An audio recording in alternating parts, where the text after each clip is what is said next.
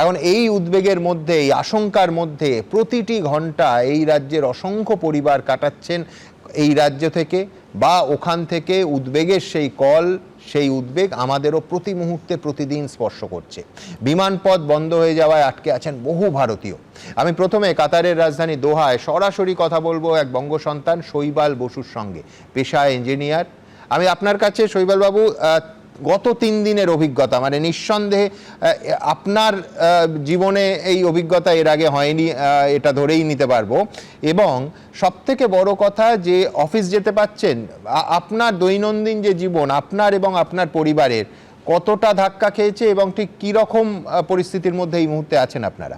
আমরা প্রচন্ড টেনশন এবং দুশ্চিন্তার মধ্যে পড়ে গেছি।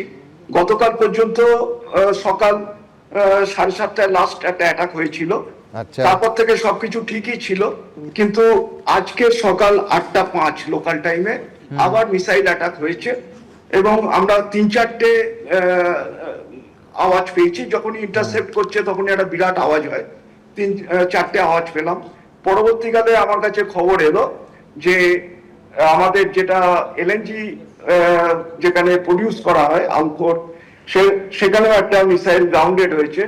একটা আমেরিকান এয়ারবেসের কাছে একটা গ্রাউন্ডেড হয়েছে এবং আরেকটা আপনার মিসাইল আমাদের আরেকটা সাউথে, যেটা মেসাইদ বলে যে জায়গা, সেখানে একটা পাওয়ার প্ল্যান্টের সঙ্গে যে ওয়াটার ট্যাঙ্ক আছে সেখানে একটা অ্যাটাক হয়েছে এবং খুবই ভয়ানক অবস্থা। আমরা বাড়িতেই আটকে রয়েছি।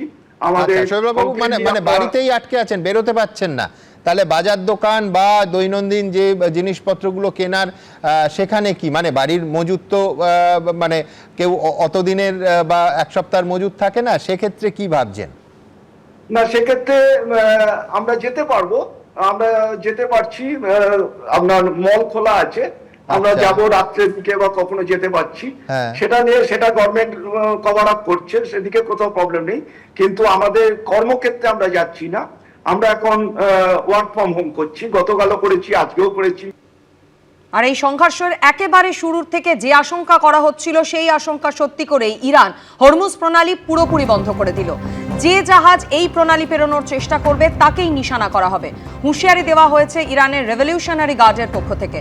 হরমুজ প্রণালী দিয়ে জ্বালানির প্রায় 40% আমদানি করে ভারত। গোটা বিশ্বে সরবরাহ হওয়া জ্বালানির প্রায় 20 থেকে 25% যায় এই হরমুজ প্রণালী হয়ে।